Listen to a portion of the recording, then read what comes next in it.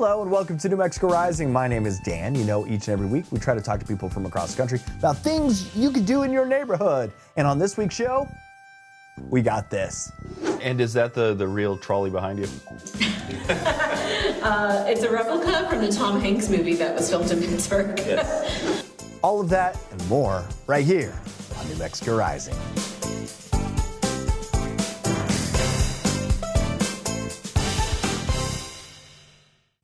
What would drive a teenager to help one of America's most notorious serial killers? For the first time in 50 years, Elmer Wayne Henley Jr. breaks his silence about his role in the crimes of Dean Corll, known as the Candyman Killer in The Serial Killer's Apprentice. Criminologist Dr. Katherine Ramsland takes us inside Henley's mind in his chilling partnership with Corll, revealing the complex mix of fear, manipulation, and choices that led to the largest known mass murder in U.S. history at the time. Dr. Ramsland joins us now. Welcome to the show, Dr. Ramsland. Well, I'm happy to be here, Dan. Thank you for having me. Okay, you spent more than 60 hours speaking with Elmer Wayne Henley Jr. What was your first impression when you began these conversations? We first started with letters. My impression was that he was very intelligent, self-reflective, and willing to explore this with me. And then when we talked by phone, he was very remorseful. He was horrified by the things he did, but he did not want me to try to persuade him that he didn't have responsibility in this. And this case has haunted Houston for decades. What makes Henley's perspective so important to understanding the full story? Because the sense of what people have of him is from a book that was written 50 years ago, based on pretty much on police reports and a few family interviews. No one talked to Henley. No one talked to anyone who knew Henley and really had not gotten his story. He had attempted to tell it a couple of times, but it was dismissed or distorted. And this is the first time he's really taking a deep dive into his story. He wants the truth of what happened to him out there, in part to help protect kids today and prevent this kind of thing in the future. And Dean Corll was known as the Candyman Killer. How did he manage to evade suspicion for so long while committing so many crimes? Corll was what we know as a successful predator. He understood how to groom a whole community to believe he was just a nice guy, a big brother, someone who could take kids to the beach and the movies and whatnot and take over some of the parental responsibilities, and everybody really liked him. So his ability to persuade people that he was just a normal guy while he was looking for, among the teenage boys in the neighborhood, he was looking for victims that he could torture, rape, and kill. And so he was successful at that for 3 years until Henley himself put a stop to it after being his accomplice, but put a stop to it by killing him. And you explored the dynamic between Henley and Corll. What did you learn about the psychological forces at play in that relationship? I looked a lot at the differences among types of accomplices and what we call the murdar, how the predator looks for the kind of person that could partner with him in vulnerable kids, how they can bait them and manipulate them into doing things they wouldn't ordinarily do. So it was a kind of a master dominant submission relationship. It was coerced and groomed, and Corll knew exactly what he was doing. He had learned from others. He apparently was part of a larger network of traffickers. He certainly studied their ways, whether he participated much with them or not. And so he used that to groom first David Brooks and then Wayne Henley. And beyond the true crime aspect, what do you hope viewers will take away from this documentary? I hope they take away that predators are more sophisticated today than ever. Kids are more vulnerable because they're more willing to share private details and to meet people that they just met online who are complete strangers. So we're hoping that kids who get into trouble, who are pulled into such situations, are listened to when they try to get help, because that's something that Wayne did not have when he tried to get help. Is there anything that we could learn from the situation and use for future? I think the important thing is to understand how predators groom the community into believing that they're wonderful people. If there are complaints, or if there is the suggestion that they are doing something with kids, like they don't want other adults around when they're with kids, And so we have a whole list of guidelines in the book about this. We definitely want people to understand that there are things to be on the lookout. They are signals, and that they need to pay attention to them. The Serial Killer's Apprentice premieres on Investigation Discovery, and it also streams on Max. Don't miss this unprecedented look into one of the most disturbing criminal partnerships in American history. Dr. Ramsland, thanks for joining me this morning. Well, thanks for having me. I appreciate it. Kelsey Hart has been making serious moves in country music, earning millions of streams, touring across the country, and writing songs for some of the biggest names in his genre. With his new single, Something That You'd Miss, it shows a little more personal, reflective side, and is the follow-up to his high-energy hit Fireworks. We're catching up with him today ahead of the release. Welcome to the show, Kelsey. How are you, my friend? I'm great, man. Thanks for having me. All right, Something That You'd Miss. It tells a vivid story. What's the backstory to this song? Yeah, so it's a song I was a part of writing last year that one of my buddies, we were on a songwriting retreat, and he just started telling a story, kind of about a situation that he had been in that was similar to this, where wasn't anything, that really happened, bad in the relationship. The girl just, she had moved a long way from her hometown to be with him, and just decided, it just wasn't for her, so that's where the story stemmed from. And, he just said, I guess if I was more like her hometown, then I'd be something she'd miss too, and so that's where the song started. And, you hope that's something you never have to go through, but that's the reality for some folks. So, In your debut, Life With You, it really connected with some fans. How does fan feedback tend to influence the direction you take with new music? yeah, no, Life With You was certainly, it's really cool getting to hear all the stories on that. And I think anytime we step into a room, you're hoping to write something that people can hang on to and kind of put to their life. And we're not just telling our own stories. We're trying to, every time we're writing songs, we're trying to help tell other people's stories. So that's the goal every time. And I always like to ask musicians and artists about their influences, and it's not the same way about like, hey, who are your favorite influences? Outside of the music genre, what type of other art or artists, could be actors, writers, authors, filmmakers, what other artists out there kind of inspire you and your work when you go in to write music? Oh man, as far outside of the music business, I mean, if I'm the first person that came to mind was Will Ferrell. And I just think of, a guy like him, is, the comedian, the funny guy, like not taking life so serious all the time. I think that's just a good approach to have, so I think the lightheartedness of a guy like him, is crucial. And you've written for other artists as well. What is different about creating music for yourself versus writing for somebody else? Yeah, I mean, we're always, kind of trying to write in the direction of what I'm doing because I don't have a ton of time to write anymore. But it also just, at the end of the day, we can't record every single song that we're part of writing. So we'll just kind of break them down and see what we think, could possibly work well for another artist. And so I don't know if I think a ton about the differences of it. It's more of, kind of writing in my direction and then taking it and seeing what we can do. So where does inspiration strike most when you're like writing new music? Are you like in the shower and realize, hey, I've been humming this little song, or out on tour with a guitar strumming around? What do you think? Yeah, I think it just kind of comes from just daily life. And sometimes, hearing somebody say something, it can really even come from a conversation, the way somebody says something, or, you can pull titles and ideas from anything, and probably my favorite way to write a song is just going in to the room with a good idea, something that we can really, write around. So. And you've been out touring. Is there a recent moment or some like fan connection or anything that when you're on stage that kind of stuck with you lately?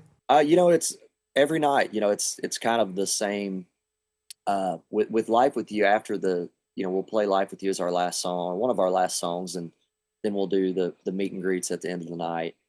And it's always the coolest part to me is just getting to talk to the fans and hear, their personal stories about, how the songs, have affected them and stuff. So I think every night that's probably my favorite part.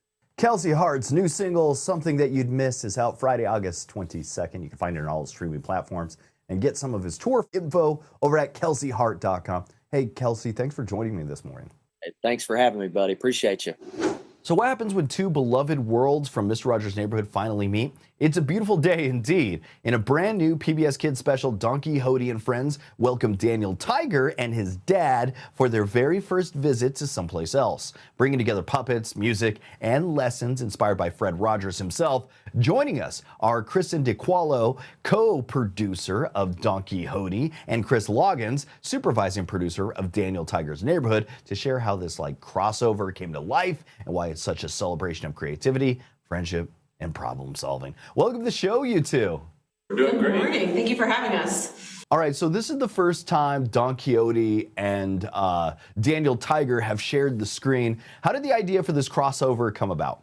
It's been something we've been thinking about for, I would say, a few years. Well, definitely at least a couple of years, because we started writing it about 2 years ago. But Don Quixote premiered on air in 2021, and it's the second series produced by Fred Rogers Productions that features reimagined characters and worlds from Mr. Rogers' Neighborhood. So ever since we launched Don Quixote, we thought about ways that we might start bridging it with Daniel Tiger's Neighborhood and Mr. Rogers. And Daniel Tiger's Neighborhood was the first series we created based on this. So we had started doing elements of that. We introduced trolley on Don Quixote. We introduced speedy delivery service, but we thought at the beginning of season 3, the time was right to bring Daniel and Dad into someplace else and reimagine them as puppets. And fans will notice some familiar nods to Mr. Rogers' Neighborhood. Can you share some of the special details or some of these little Easter eggs that viewers should be looking out for? Sure. Well, I think one big one is the Look and Listen song. Both of our series are very musically driven. Both of our series feature songs, reimagined songs from Mr. Rogers' Neighborhood, but this is the first time the Look and Listen song is going to appear in either of our shows. And it is threaded throughout the special, so that's one really nice nod. And there are other things like trolley, and you want to talk about the clock? Sure, yeah. It was fun for us to also include elements from Daniel Tiger's Neighborhood in this special. So what brings Dad Tiger and Daniel Tiger to someplace else is Grampy Hodie has a clock that he can't get to work. And viewers of Daniel Tiger's Neighborhood maybe remember that Dad Tiger works at the clock factory. So he comes to help his old pal Grampy Hodie with his clock. And Fred Rogers often emphasized creativity and perseverance. How do these values kind of show up in this special? Lots of ways. We have lots of messages threaded throughout the special, but the first one is about meeting someone new. Daniel Tiger and Dad Tiger arrive on trolley, and it's Daniel and Donkey's first time meeting each other. And for a young child, that can be uncertain, that could be exciting, it could be scary. There's a lot of big feelings wrapped into that. So we offer a strategy for that in the form of course, a really groovy song about asking lots of questions to get to know each other better when you're meeting someone new. And we think that's also, it's just really great timing right now with back to school. A lot of kids are heading back to school and meeting new friends and new classmates. So we hope that's one example of a lesson that will really resonate with everyone. And Donkey and Daniel persevere in their quest for the rainbow ball. Yeah. So that's also a fun part of the episode. Yeah. And for families that may not watch regularly, why is now a great time to tune in, and how could they help keep supporting PBS and kids programming? Every day is a great time to tune in. Every day is a beautiful day to watch our shows. But this, we hope, will really help bring forward the messages that are timely and timeless for all of us about managing feelings, problem solving, being resilient in the face of a challenge, meeting someone new, and just being really joyful, having a lot of fun, singing, dancing. I think that's stuff that we all need to appreciate, and it resonates now. And you can watch the special on your local PBS station. So supporting stations is really great. And we're always thinking about children watching with their family, their parents, and caregivers, and we hope that they can watch together and then talk about the show after they've seen it, and hopefully use some of what's in these episodes in their lives, and that it resonates and stays with them. One thing that Fred Rogers said is if we can make things more mentionable, we can make them more manageable. So hopefully this is an entry point for families to talk about these type of things that we're covering in Daniel Tiger's Neighborhood and Don Quixote. And is that the real trolley behind you? It's a replica from the Tom Hanks movie that was filmed in Pittsburgh. Yes. The real one is probably encased somewhere. It's encased, but this one is as close as you can get to the real thing. The designers of that movie did an impeccable job recreating Mr. Rogers' neighborhood. All right, I just had to find out. Don't miss Daniel Tiger Visits Someplace Else. PBS depends on your support to keep programs like this on the air, so visit your local PBS station's website to donate and help keep these inspiring stories alive for future generations. I want to thank you, too, for joining me this morning. Thank you so much. Thank you for having us. Summer's almost over, and for a lot of families, that means getting ready for that busy back-to-school season. Making sure everyone starts the day fueled and focused can be a challenge. But our next guest has some fresh, colorful ideas to make it a little easier. Frances Largeman-Roth is a registered dietitian, New York Times bestselling author, and a go-to nutrition expert for national TV and other shows like our own. She's here to help share smart tips and recipes to help keep families in the right direction and kick off the school year absolutely right. Welcome, Frances. How are you? I am great, Dan. Thanks for having me. All right, so when it comes to preparing for the school year, why is it important to think about nutrition ahead of time? Kids need fuel for their bodies and brains to learn and grow, so I'm here today to share some healthy tips for having a successful back-to-school season. So what is one easy nutrition tip that parents could start using like right away so kids could be set heading back to school? Yes, we want those kids to be able to focus, learn, and play, and dairy milk, including lactose-free and chocolate milk, is the leading food source for 9 essential nutrients in kids 2 to 18, including calcium, vitamin D, and complete protein. Drinking dairy milk is an easy way to help kids get the critical nutrients they need at breakfast, lunch, and after-school snack to help them focus in the classroom, stay hydrated, and fuel their play. My tip is to offer chocolate milk because kids love it, and it helps them get the nutrients and the hydration they need. There you go. Dairy milk puts the yum in calcium. That's right. Yes. That's my new slogan. All right. All right, you've talked about keeping the whole family healthy. What is the one thing we could add to our daily routine to help with that? Well, back to school is a great time to reset the family's health routines. And I recommend Cultural Kids probiotics to help support strong, healthy kids all school year long. A strong immune system, as you probably know, starts in the gut. So adding a daily probiotic is a simple, science-backed way to help kids feel their best as they head into classrooms, lunchrooms, and after-school activities. Cultural comes in fun, kid-friendly forms like packets and gummies, and they're made to support kids' digestive and immune health. What are some fun, creative touches or like extra love we could add to that back-to-school routine? Yeah, well, I like to connect with my kids. I have 4 kids, and I like to connect with them after school, sit down with them. That's why I'm so happy that I discovered HP's free printable activities. They're called bite-sized lessons. They're for kids 5 to 10, and they turn everyday moments like dinner or snack time into playful learning for the whole family without needing parents to have all the answers, because I certainly do not. And bite-sized lessons were created by Highlights and Harvard learning expert Dr. Elizabeth Bonowitz. Each lesson is packed with open-ended prompts that fuel curiosity and invite meaningful conversation, all while having fun with family. And can you tell us about your latest book, Everyday Snack Tray? What are readers expecting to find inside? Yes, they will find over 45 fun snack trays and recipes in the book, everything from celebrating back to school time to fun movie nights to Halloween, and we've got, football season coming up. So things to celebrate with family, create new memories, and they are easy to do because parents have enough stress. All right, so where can families go find your recipes and maybe some more of your tips? They can go to tipsontv.com. Frances Largeman-Roth, thanks for joining me this morning. Thanks so much. Happy back to school. Living with generalized pustular psoriasis, or GPP, means facing sudden, painful skin flares that can be dangerous and often misunderstood. GPP Awareness Day just happened, and joining us are Mary Robinson, who lives with GPP, and Dr. Adam Friedman, who treats and researches it to shed light on this rare condition. Good morning, and thank you for joining us. Our pleasure. Thanks for having us. For those unfamiliar, what is GPP and what makes it so serious? Yeah, you hit on some key things already in that this is a chronic inflammatory condition. It affects the entire body, it's wreak havoc everywhere. But as a dermatologist, let's focus on the skin. So the rash of GPP can occur anywhere in the body. It can be itchy and painful, but notably, it can be covered in non-infectious pustules, which are like blisters with pus in them. This is way more than skin deep. Often patients in a flare will have fever, joint pain, lethargy, often leading them to the emergency room and even hospitalization. And as you noted, this can be life-threatening. Of note, this is not psoriasis, which is a different condition. It can certainly look like it, and it's in the name, but this is a unique condition that comes with unique challenges, especially being the fact that often diagnosis is delayed or even it's misdiagnosed, leading someone down the wrong path.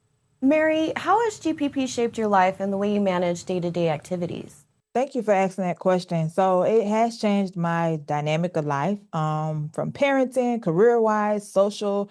It's changed a lot. Parenting, you always got to be that parent that's always on the go. And with this condition, you kind of have to dial back a little bit. Social life, you can't just always go to invitations. Sometimes you may have to change them or turn them down or decline. And then career-wise, you have to be mindful that one of the issues is stress that can cause the actual flare-up with GPP. So you have to be mindful of that if you do something or change career path, it cannot be stressful because it can cause a flare with GPP. What's the goal of the first GPP Awareness Day, and what does it mean to you personally? Personally, it means a lot. It makes me feel great that I can help others, and others don't have to feel like I felt when I first got diagnosed, which they had nowhere to turn to, nowhere to get information. So it's great that this day means that we're bringing education and awareness, not just to the patient itself living with the condition, but also to the loved ones surrounding them, such as their caregivers or their supporters, as well as doctors who sometimes will categorize a condition with everything else instead of taking a step back and thinking outside of the box to say, hey, this is something different going on. So having this day to bring awareness means a lot to me, and I'm glad that I'm able to be a voice for someone who's not able to be a voice for themselves. Yeah, so well said. I mean, it's awareness leads to validation. I think that's a big part of this. When you have a name to a face, that adds to the burden of disease. And so we are so appreciative of Boehringer Ingelheim for sponsoring this first ever National Awareness Day, which then trickle down will lead to better understanding of the disease, recognizing it, but also investment in research and development to ensure we are taking better care of these patients. How can raising awareness help improve outcomes for people with GPP? It's a very important step because, as I stated, when I first started off, I didn't have the education. I couldn't understand it. I had no one to turn to. I couldn't talk with anyone that had it. So it's definitely a great start in that step to get the right information out, to let other know that, hey, if you have it, you're not alone. We're here for you. We're here with you. And it also brings the awareness to the loved ones that surround them. They would know how to handle it, how to help them, and, further encourage them to strive to live and not let GPP overtake their lives. Where can viewers turn for more information and resources? Yeah, I got to give a shout out to Boehringer Ingelheim, who supports this website, gppandme.com, because as you heard, there wasn't a lot of information out there, and now we have an incredible resource for both those suffering, but also those who take care of these patients. Thank you for joining us. Thank you for having us. Yep, thank you so much. Have you ever watched a true crime show and thought, I'm ready for something a little different? Maybe crimes that don't revolve around murder? Well, you're in luck. There's a fascinating new docuseries called The Curious Case Of, which dives into real-life stories involving guardianships, missing persons, and even funeral home scandals. And who better to guide us through all of these twists than legal analyst and former New York City Assistant DA, Beth Karas. Beth, thank you so much for joining me. Oh, thank you very much. Beth, your show takes on some really unusual cases, definitely not your typical homicide stories. So why did you choose these particular topics for The Curious Case Of?